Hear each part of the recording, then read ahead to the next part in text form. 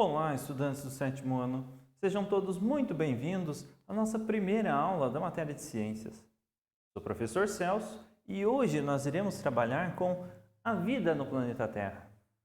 Nós vamos apresentar algumas das principais teorias que nós temos com relação ao surgimento da vida no planeta Terra. Então nós temos as teorias da panspermia, as hipóteses de Oparin e Haldane, temos a biogênese e a hipótese heterotrófica e autotrófica.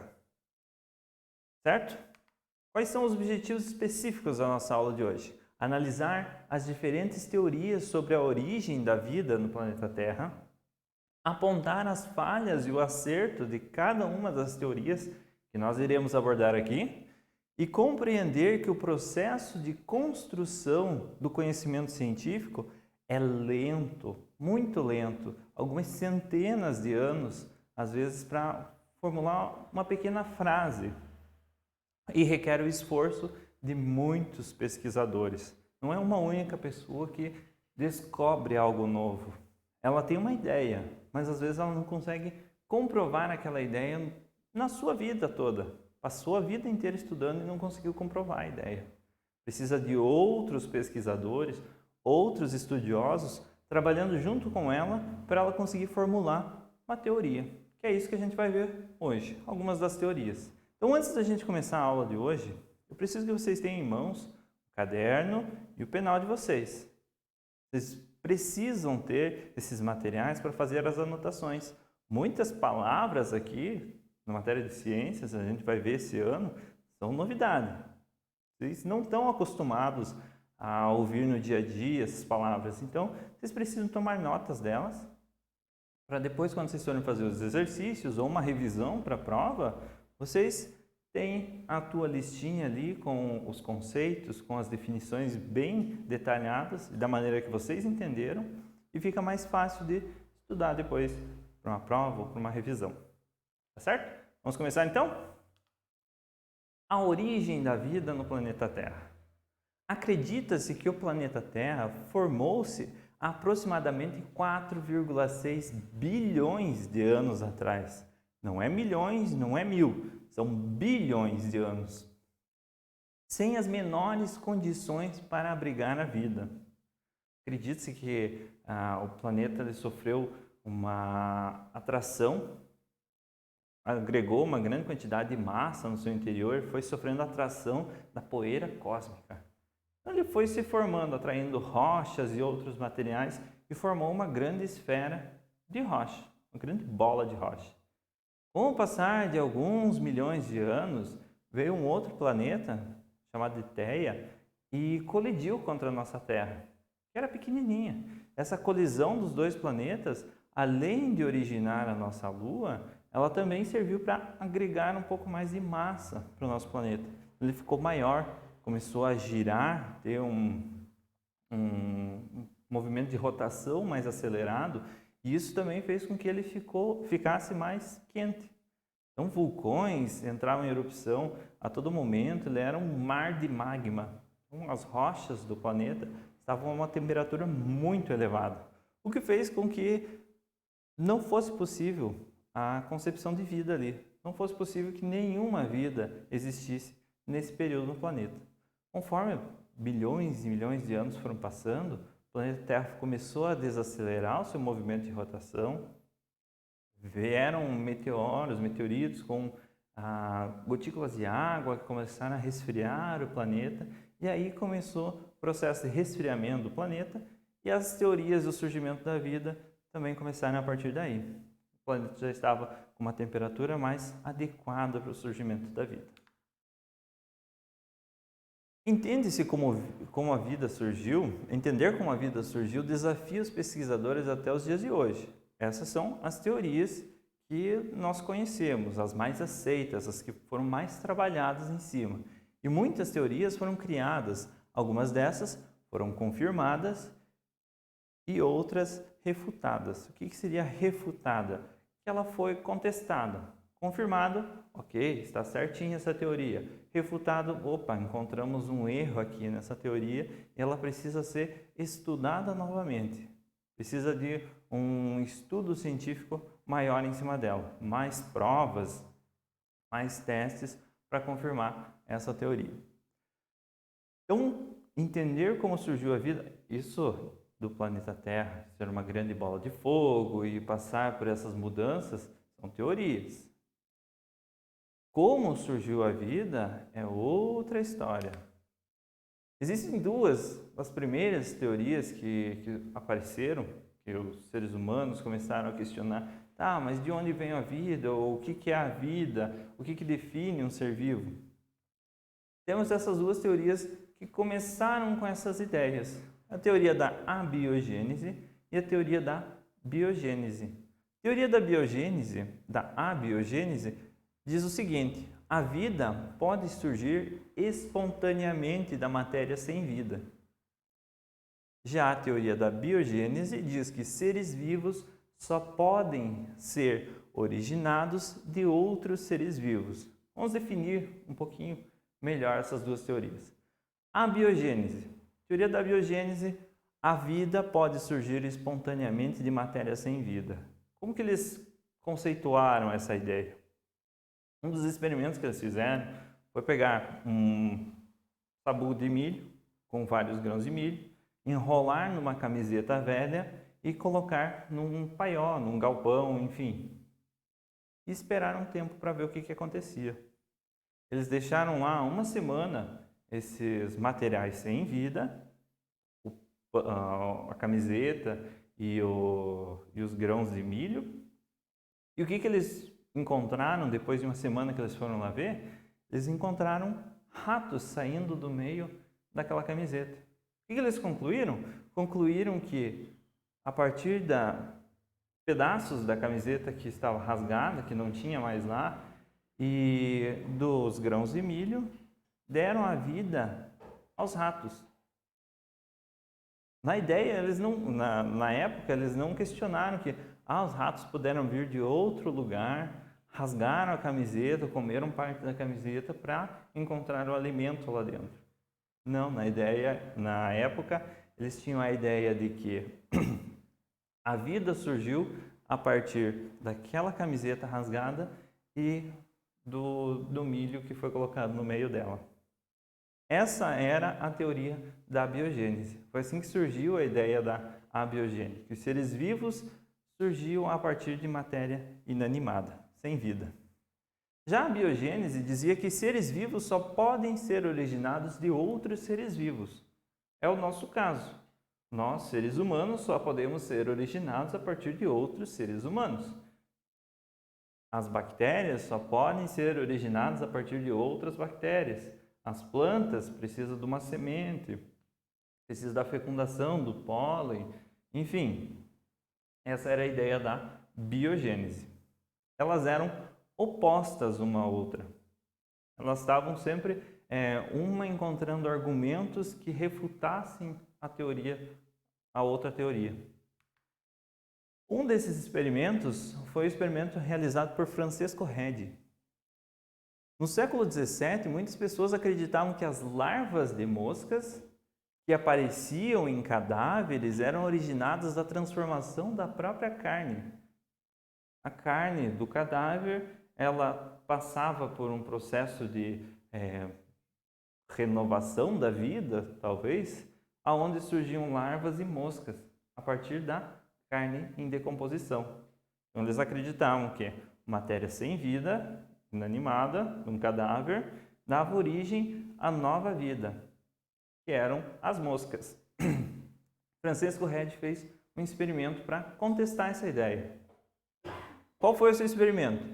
Ele deixou um frasco com um pedaço de carne aberto, onde ele notou a presença, depois de algumas semanas, de moscas e larvas dentro daquele frasco, e no outro frasco ele cobriu com uma gaze, impedindo que as moscas entrassem no frasco. Com essa gaze em cima, as moscas não entravam dentro do frasco, não conseguiam botar os seus ovos na carne e não nasciam novas moscas. Ele tentou refutar a ideia da biogênese, dizendo que não era possível que matéria sem vida desse origem à nova vida colocando aquela gás em cima do frasco. Mas, infelizmente, não foi o suficiente para refutar a teoria da biogênese. Foram precisos mais experimentos, mais testes para refutar essa teoria. Por quê?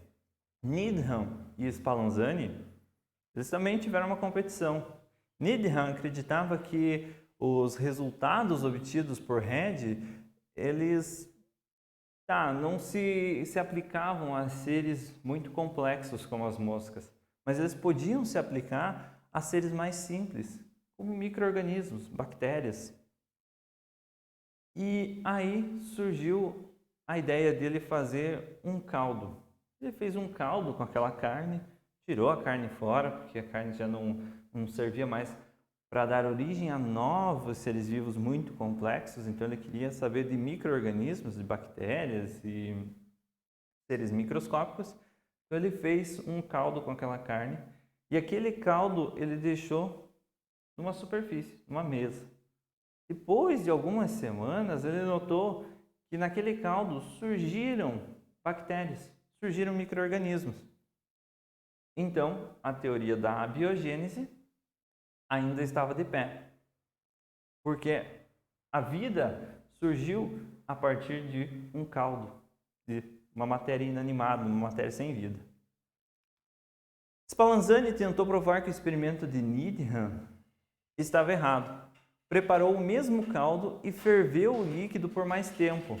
A diferença é que ele fechou o frasco hermeticamente, onde não passava ar,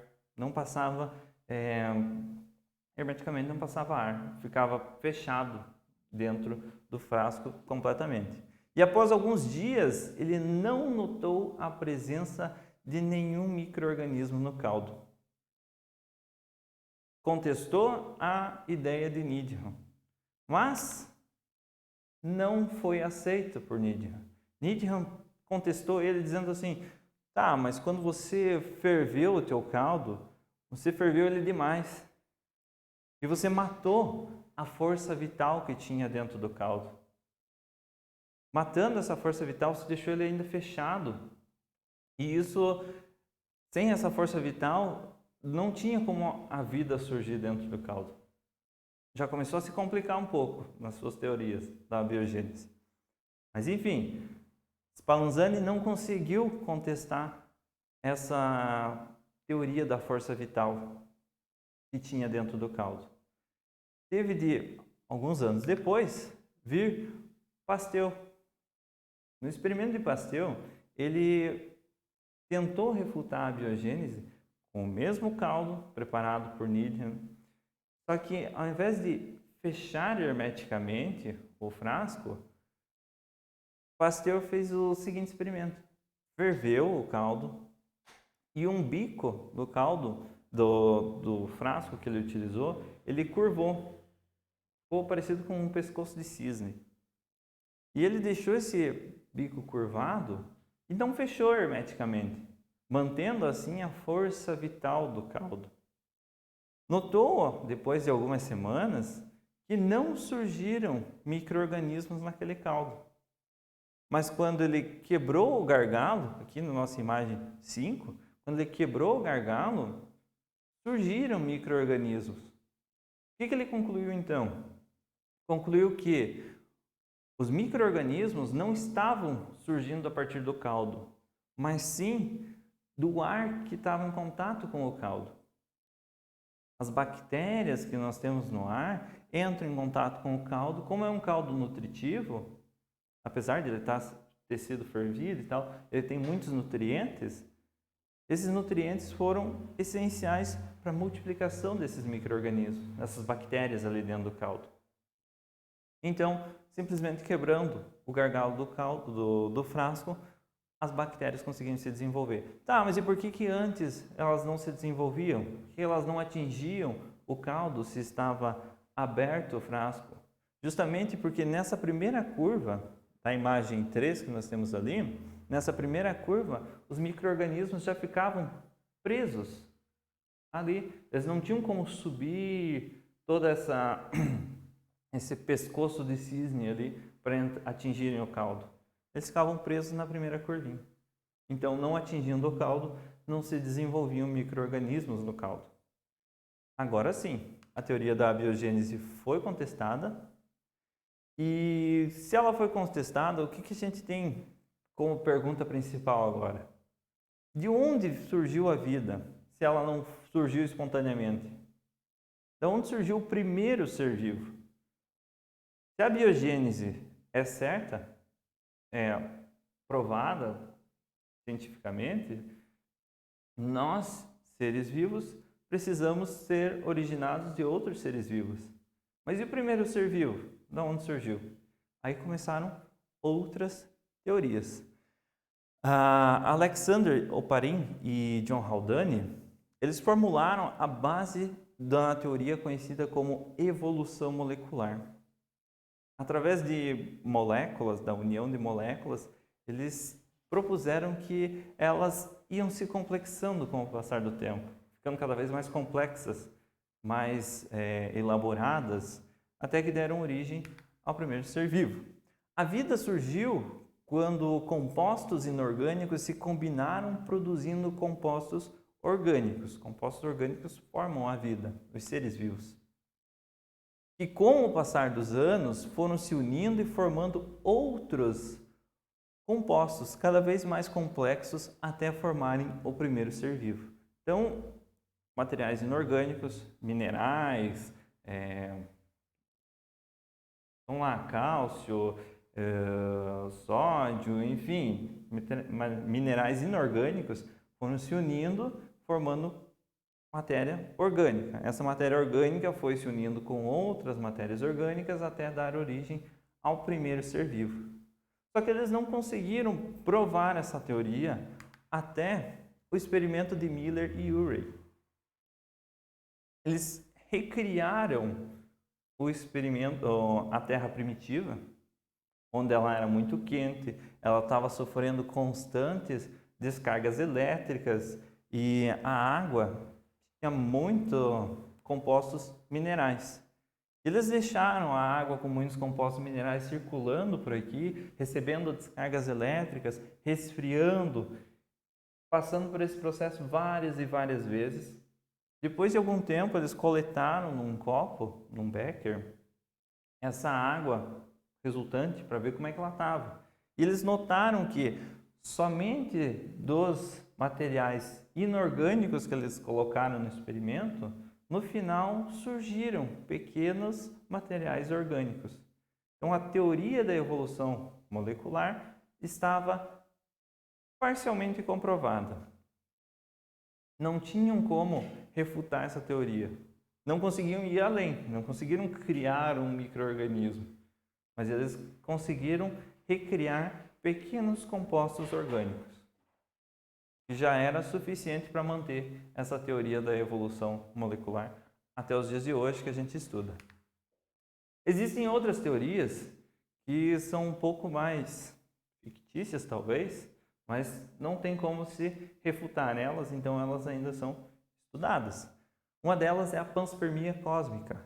A vida na Terra começou com substâncias ou mesmo micro-organismos vindos do espaço. Tem alguns pesquisadores que acreditam que vieram extraterrestres e plantaram a vida no planeta Terra para ele se desenvolver. Ou que essa vida, os primeiros micro-organismos, surgiram a partir de meteoritos que caíram na Terra.